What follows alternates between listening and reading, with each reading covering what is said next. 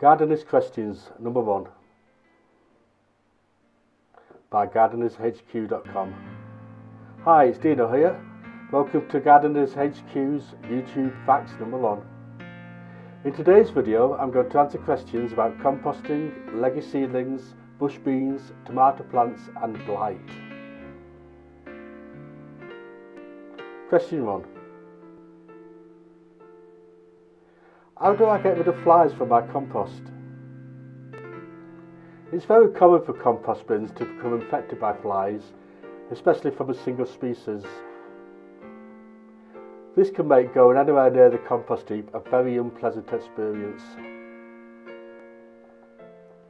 One of the main reasons that you may get an infestation of flies is that there are no natural predators in the compost. This is because you are using the same materials again and again, such as coffee grinds, fruit and raised vegetables, and there's no brown organic matter added. Unfortunately, these materials do not contain natural predators because they come straight from the kitchen or the home. Therefore, the flies can feast on these materials without having any danger of being attacked by other animals that would normally prey upon them. A fix for this is to deliver natural predators to the flies.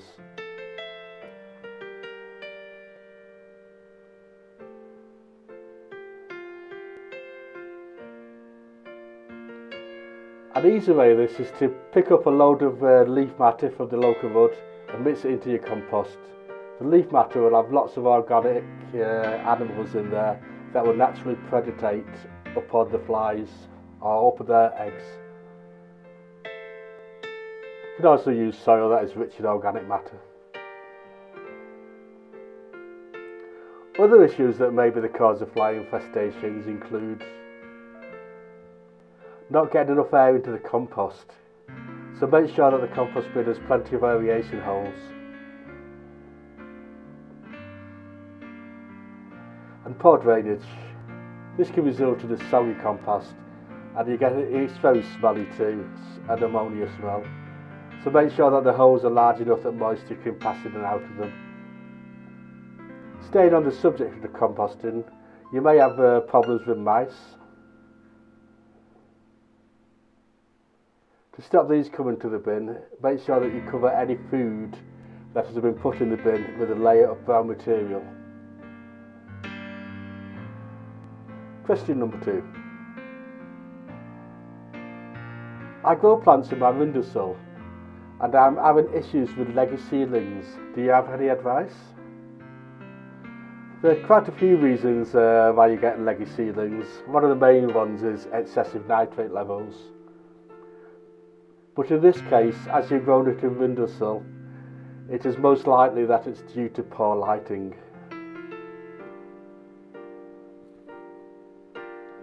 I recommend that you either use a grow light or use fluorescent bulbs. Better lighting is very likely to result in stronger seedlings and reduced legginess. Question number 3. How many bush beans can I plant per container? Ideally, you should use a 5 to 6 gallon container for your bush beans and just have 1 or 2 plants in each container. Otherwise, they're going to outcompete each other and you're going to get poor results.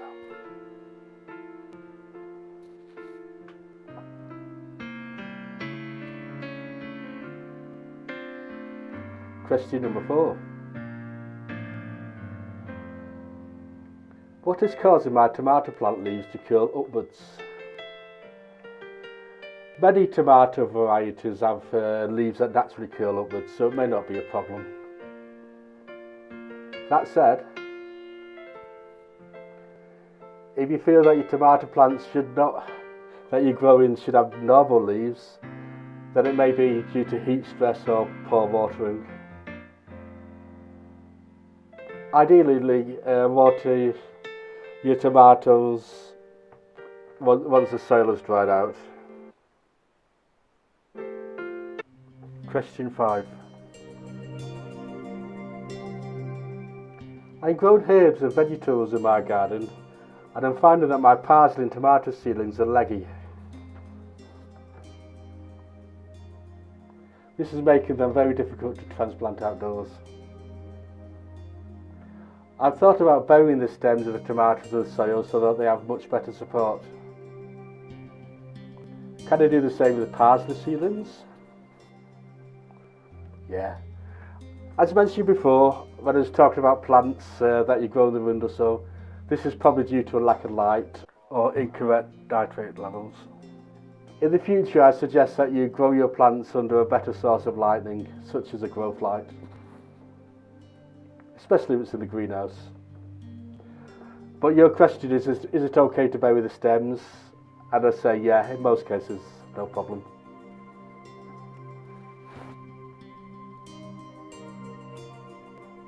Question number 6. I'm growing Sansevierius and I'm having problems with fungus. Any suggestions? Fungus gnats and fungal growth in soil are usually caused by too much moisture. These plants will go for a long time between watering, so do not water more than once a fortnight. You may also wish to consider investing in a moisture meter and only watering the plants when the soil is completely dry. Once the soil dries out completely, the fungus gnats should die off. And maybe take away the top layer of soil and replace it with sand to improve your drainage. Question number 7. I have a small garden and I would like to give it a Japanese look. Any suggestions? I'm a big fan of the Japanese look. To create a Japanese style garden, I suggest that you try to make use of features such as sand, moss and small pines. Bamboo, and use an odd number of stones and put some traditional Japanese lanterns also made from stone in there too. And if you got enough space, a little water feature, it'll make it look special. Question number 8. My tomatoes are ripening, but the leaves around the fruits are going yellow and dying. What is going on? This sounds like it may be late blight.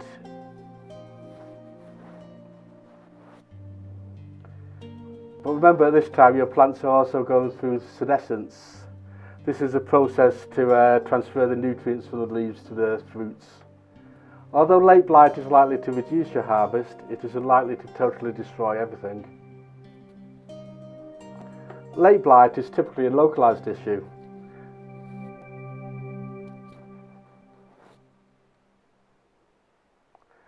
I suggest that in the future you consider growing tomato varieties that have greater resistance to late blight, and make sure that you do crop rotation.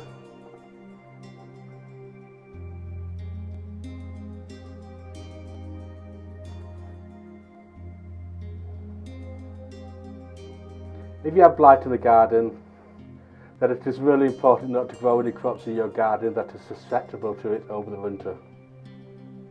You may also wish to increase the spacing between your plants.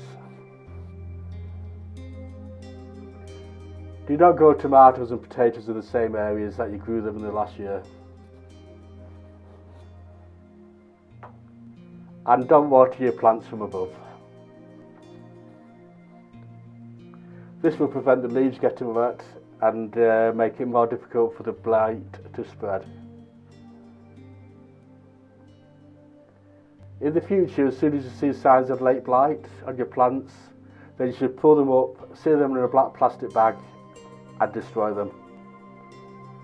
Thank you for watching this Gardens HQ's questions. I hope you've enjoyed it.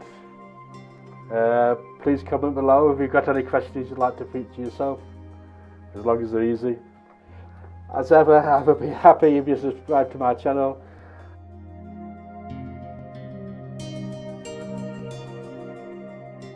Fun in the garden, please like and subscribe. gardenershq.com